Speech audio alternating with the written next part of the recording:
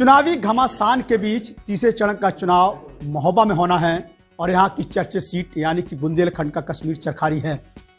चर्चित विधायक को एक बार फिर मौका भारतीय जनता पार्टी ने दिया और एक दांव लगाने की कोशिश की है। हमारे साथ मौजूद हैं चरखारी से वर्तमान विधायक और प्रत्याशी भारतीय जनता पार्टी ब्रजभूषण राजपूत जी। राजपूत जी, एक बार फिर मौका। नमस्कार। कैसे जय बुंदेलखंड। कैसे जनता के बीच जाएंगे? जय बुंदेलखंड। जी।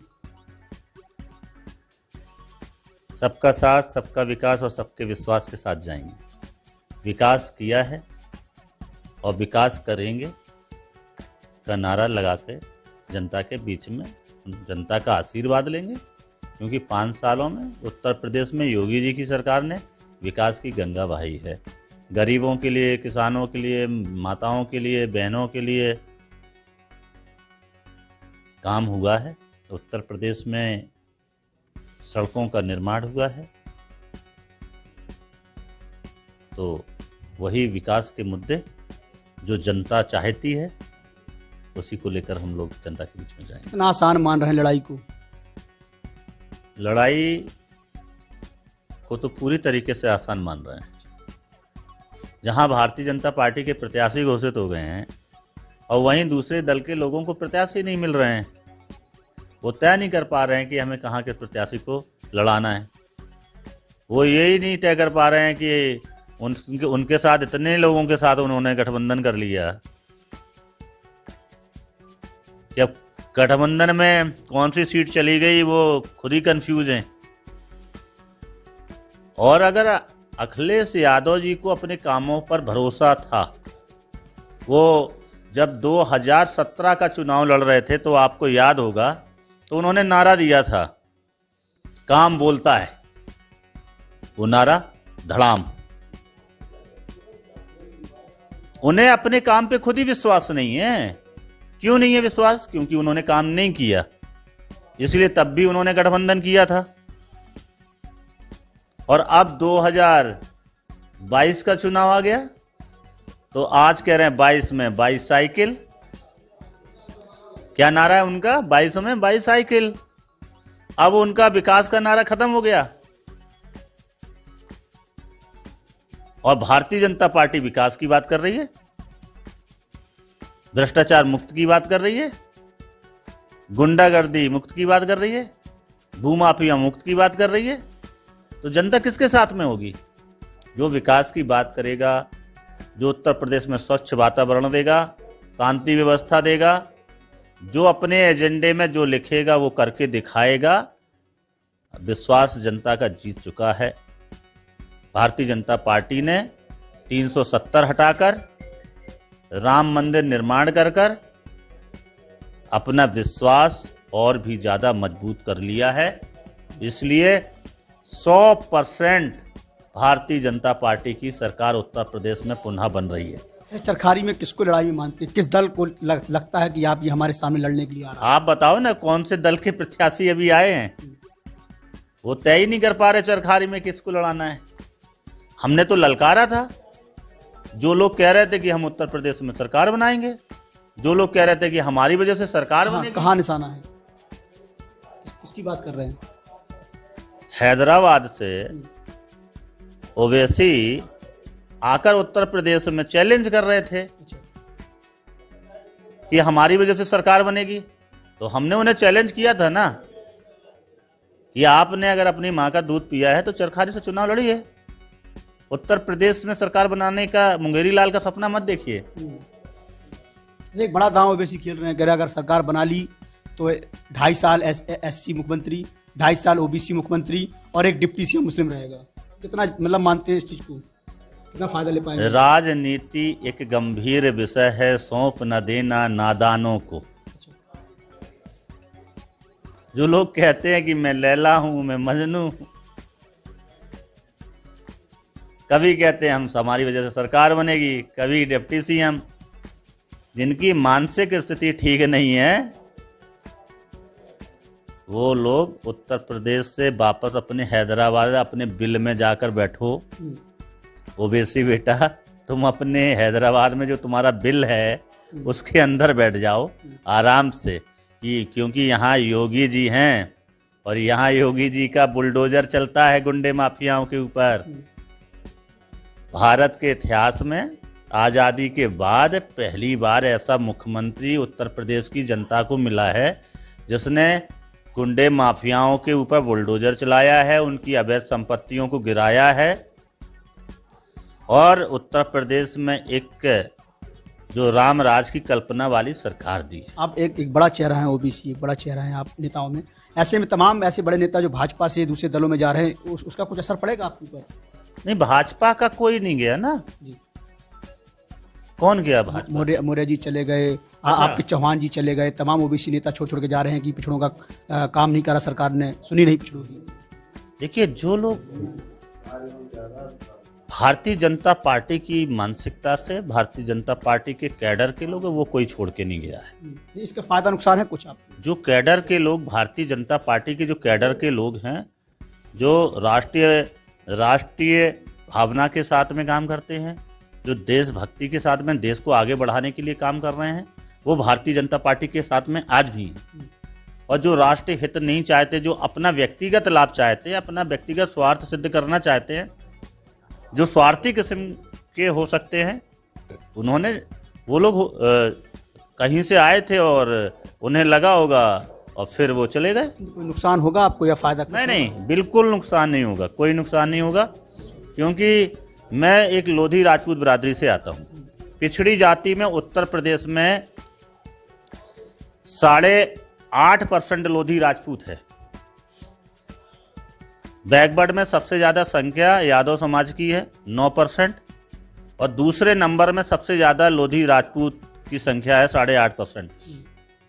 उत्तर प्रदेश से मुख्यमंत्री भी रह चुके हैं लोधी राजपूत से, कल्याण सिंह, बाबूजी कल्याण सिंह जी।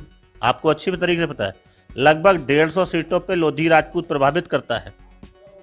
मैं ये बात इसलिए डंके की चोट पे कह सकता हूं क्योंकि इससे पहले 2017 से पहले, आजादी से लेकर 2017 तक लोधी राजपूत के सिर्फ 3 या 4 विधायक बनते थे, और आज वर्तमान में भारतीय जनता पार्टी की जो 2017 में सरकार बनी, उसमें लोधी राजपूत जो है 22 लोधी राजपूत विधायक बने हैं।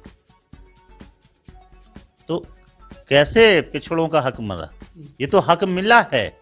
इसी तरह मौर्य समाज के लोगों को भी, उनके समाज के लगभग जो है 14-15 एमएलए भारतीय जनता पार्टी की सरकार से बने।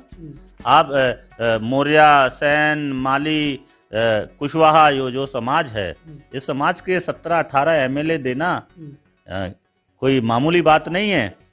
इसी प्रकार से आप कुर्मी समाज पे आ जाइए। कुर्मी समाज की हम लोगों से कम संख्या है बहुत, इसके बाद में भी उनके भी जो है 24-25 एमएलए हैं।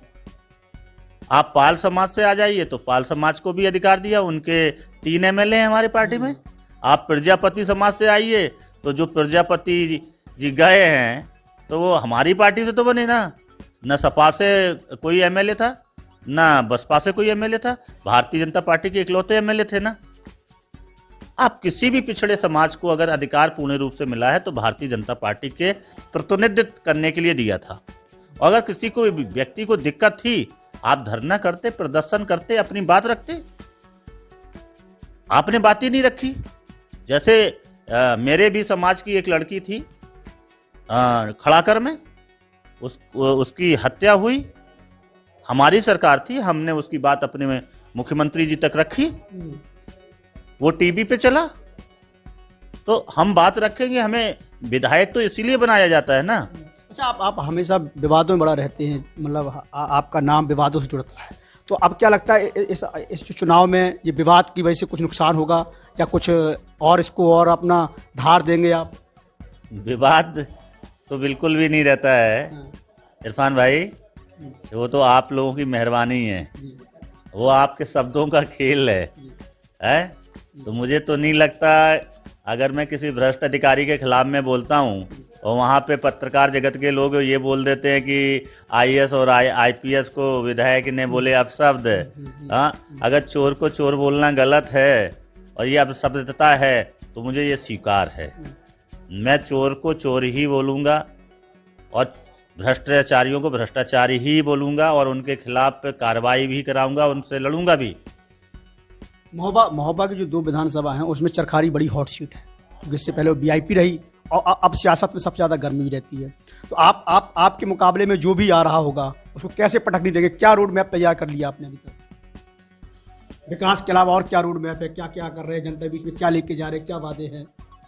जनता के बीच में इन 5 सालों में हमने बड़ा काम किया इरफान भाई। मैंने जैसा कि आपको इसके पहले बता भी दिया है कि जब मैं विधायक बना था तो एक भी खेल मैदान नहीं था, हमने 17 खेल मैदान बनवाए। एक भी विवाह घर नहीं था, हमने 47 विवाह घर बनवाए। एक भी यहाँ पे कोई स्टेडियम नहीं था, हमने मिनी स्टेडियम कराया। पुस्तकालय नहीं थी, हमने पुस्तकालय का निर्माण कार्य कराया। हमने वो सड़कें बनवाने का काम किया जिनकी नाम पर लोगों ने धरना प्रदर्शन किया और एमएलए और मंत्री तक बन गए और इसके बाद में भी वो सड़कें नहीं बनवाई। हमने वो सड़कें भी बनवाने का काम किया। तो हमने व्यक्तिगत रूप से फिजिकल एकेडमी चलाकर, स्वावलंबन एकेडमी चलाकर जो है पुलिस और आर्मी की भर्ती कराने का सैकड़ों नौजवान हमारे यहाँ से भर्ती भी हुए। गांव में न जाने कितनी सड़कें, 350 से ज़्यादा सड़कें बना डाली।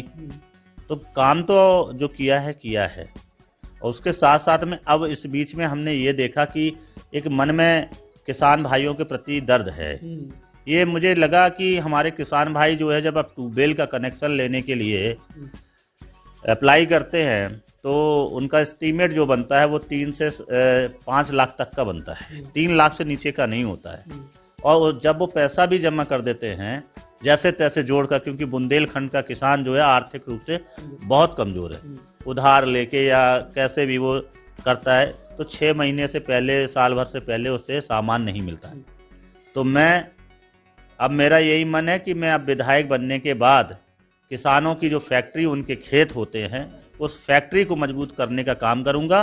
खेतों में खम्मा और तार की लाइनें बिछवाने का काम करूंगा, क्योंकि योगी जी ने हमारे यहाँ पर जो है टेम्परेरी कनेक्शन की एक अलग से योजना जो चला रखी है, जिससे मात्र 7,000 से 10,000 रुपये में उन्हें टेम्परेरी सिंचाई करने के लिए कनेक्शन मिल जाता है। जीत को लेकर कितने आश्वस्त हैं? 100%। जहाँ जाता हूँ इरफान भाई, वहाँ लोग यही कहते हैं, विधायक जी आप तो पहले से ज़्यादा वोटों से जीतोगे। अब लोग यहाँ नौजवान तो ये कहते हैं, विधायक जी मैंने संकल्प लिया आपको 1.5 लाख वोटों से जितवाएंगे। मतलब माताएं बहनें सीधे आशीर्वाद देती हैं, अरे गुड्डू, अरे जाओ तुम तो जीत चुके हो, जीत गए। गाड़ी निकलती है, छोटे छोटे बच्चे चिल्लाने लगते, गुड्डू जा रहा हो, गुड्डू जा रहा हो। टिकट को लेकर तमाम दावेदार थे, अब ऐसे में फिर रिपीट आप हो गए, तो कुछ नाराजगी, कुछ ऐसा लगा कि कुछ नाराज चल रहा है दल में या पार्टी में ही, ऐसा कुछ तो नहीं, ऐसा कुछ नहीं है। ये तो एक सामान्य प्रतिक्रिया है, लोकतंत्र है। लोकतंत्र में सभी को टिकट मांगने का अधिकार है। लोगों ने मांगा, पार्टी ने अपने तरीके से जो उन्हें लगा कि हमारे पार्टी की हमारे जो एजेंडे हैं, हमारा जो मैनिफेस्टो है, उसको धरातल पर सही से उतारने के लिए उन्होंने हमें उस लायक समझा है, फिर से सेवा करने का मौका दिया है। तो किसी भी प्रकार की कोई नाराज़गी नहीं है, सबसे स्नेह है, सबसे प्रेम है सबके बीच में। भारतीय जनता पार्टी के कार्यकर्ताओं में कभी भी इस तरीके की भावनाएं नहीं होती हैं। हम लोग मिलजुल के ही काम करते हैं और मिलजुल के टिकट भी मांगते हैं, जिसको मिल जाएगा उसको जिताएंगे, इसलिए हम लोग सब साथ। बिल्कुल, ये थे चरखारी के विधायक और वर्तमान में भारतीय जनता पार्टी के प्रत्याशी। इनका साफ तौर पे कहना है कि अगर फिर मौका मिला तो किसानों के लिए बेहतर काम करेंगे।